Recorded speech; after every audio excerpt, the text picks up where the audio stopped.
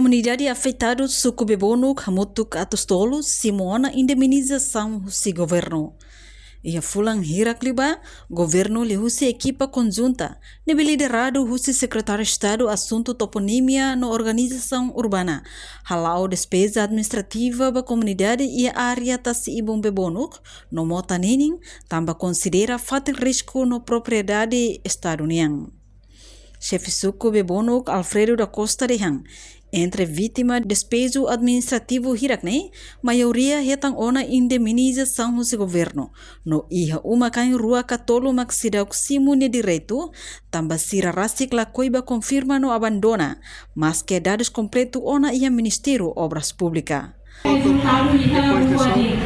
Obras e na ira vele barreiras e alle 20 setembro uma ser na tono e loro sanete kuma dari balu hadiah nanya silona emota etasibu aula que los como fundação simoso né posso lhe cuidar dia para bawang no futuro na vele hanoi wala careta Sia Simona, o Sambiu nia, o Sambiu, penlais, setor ministro de obras para correr na mão. Alerta na, se não notifica nia, saya sai. Penlais nia naik nos traz mais colhência aqui. Prepara, bela sua mulher que nem igual antes, mas Sambiu nia osan, mana yang frase ini ponto 6 horas nem ingat sobre dia 20 de setembro 24, 21, 22 vamos ver o simo kita ni laos sudah simo lah naik